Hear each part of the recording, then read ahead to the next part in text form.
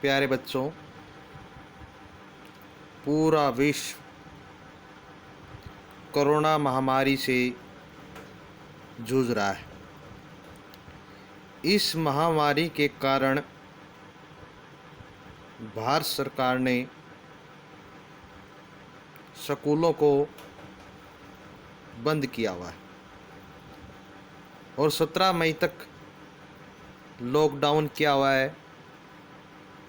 हमने सोचा कि बोर्ड क्लासेस के बच्चों की पढ़ाई बाधित न हो, इसके लिए हमने ऑनलाइन क्लासेस शुरू कर रखी। इसमें सभी अभिभावकों और बच्चों को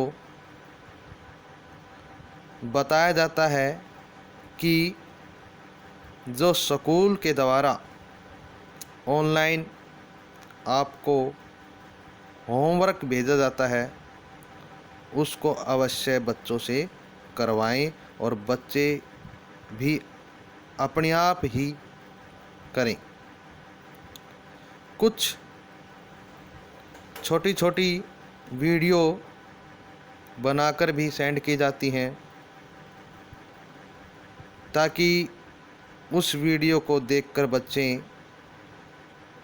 कुछ पढ़ें। तो इसी प्रकार एक छोटी सी वीडियो है जो 10th क्लास में हिंदी काव्य खंड सूरदास के पद का सरलार्थ किया हुआ है।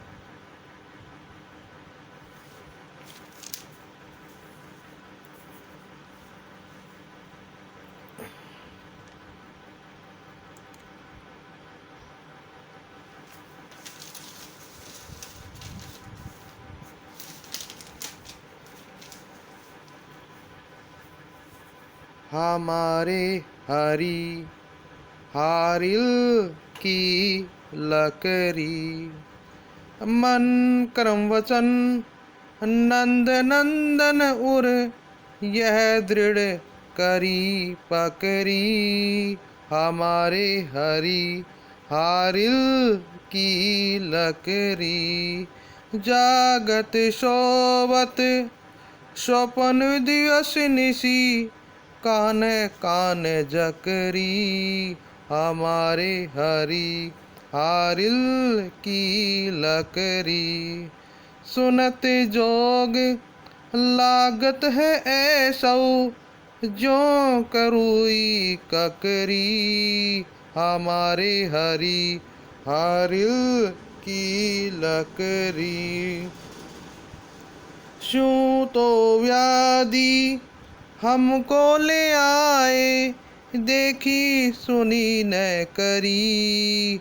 हमारे हरि हारिल की लकड़ी, यह तो सुर तिन्हीं ले सौंपूं, जिनके मन चकरी। हमारे हरि हारिल की लकड़ी। प्यारे बच्चों, अब इसके शब्दार्थ देख लेते हैं। हरि मीन होता भगवान। यहाँ पर सूरदास ने श्री कृष्ण का वर्णन किया गया है, तो इसमें श्री कृष्ण जी हरि हैं। हारिल एक पक्षी होता है जो सदैव अपने पंजों में एक लकड़ी को थामे रखता है, उसी को वह अपना आधार मानता है। लकड़ी मन लकड़ी, मन कर्म वचन, मन से भी, कर्म से भी, वचन से भी। नंद नंदन, नंद का बेटा। उर्मिन हृदय, दृढ़ करी पकड़ी, मन दृढ़ करके, एक निश्चय पूर्वक करके पकड़ा हुआ है।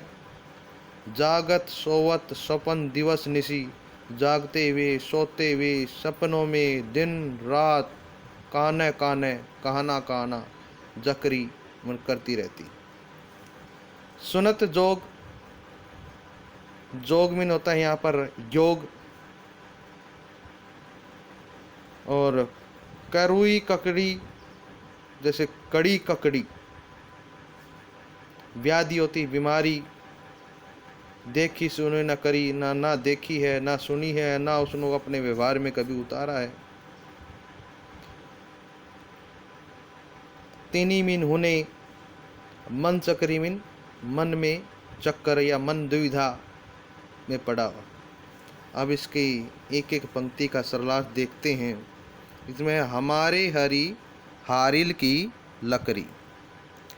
इस पद में गोपियाँ उद्धव को बताती हैं कि उनकी नज़र में निर्गुण उपासना का कोई महत्व नहीं है, वे सगुण उपासना को ही महत्व देती हैं।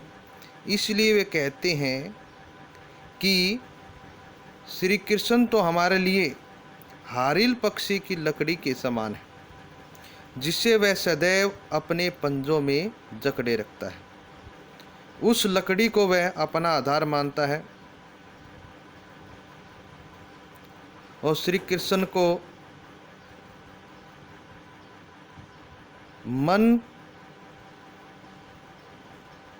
मन कर्म वचन नंद नंदन उर यह दृढ़ करी पकड़ी। और श्री कृष्ण को उस हारिल पक्षी की लकड़ी के अनुसार जिस प्रकार वह अपने पंजों में पकड़े रखता है या जकड़े रखता है, उसी प्रकार हमने भी श्री कृष्ण को अपने जीवन का आधार मानकर मन से, कर्म से, वचन से हृदय में बसा रखा है। हमने निश्चय पूर्वक उसे पकड़े हुए हैं। कहने का भाव ये है कि गोपियाँ मन, वचन और कर्म से श्री कृष्ण की उपासिकाएं हैं। जागत सोवत स्वपन दिवस निसी काने कान जकरी। और वे कहती हैं कि हम जागते हुए, सोते हुए, सपनों में दिन रात सिर्फ एक ही नाम काने काने रटती रहती हैं। और गोपियों का मन क्षण भर भी श्री कृष्ण से अलग नहीं होता है। सुनत जोग लागत है ऐसो जो करू ककरी। गोपियाँ उस भ्रमर को कहती हैं, हे भ्रमर, हे उद्धव, तुम जो योग का संदेश हमें सुनाने के लिए लाए हो, वह हमें कड़वी ककड़ी के समान लगता है। सू तो व्याधि हमको ले आए, देखी सुनी न करी। गोपियाँ उस भ्रमर को अर्थात उद्धव को कहती हैं कि तुम तो हमारे लिए ऐसी बीमारी लेकर आए हो जो हमने पहले न तो कभी देखी है, न कभी सुनी है और न ही कभी उसका व्यवहार करके देखा है या व्यवहार में उतारा है। यह तो सुर तिन्हीं ले सौंपूं जिनके मन चकरी। गोपियाँ उद्धव को पुनः संबोधित करती हुई कहती हैं कि तुम तो यह योग साधना उन लोगों को बताओ जिनके मन दुविधा में हो, जिनकी कोई आस्था न हो, जिनका मन चक्री के समान घूमता है। हम तो पूर्णतः श्री कृष्ण के प्रति समर्पित हैं, उसमें हमारी पूर्ण आस्था है, इसलिए हमें योग साधना की कोई आवश्यकता नहीं है। धन्यवाद बच्चों। इस पद का सरलार्थ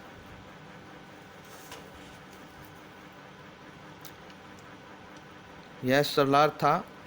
आशा करता हूँ कि समझ में आया होगा।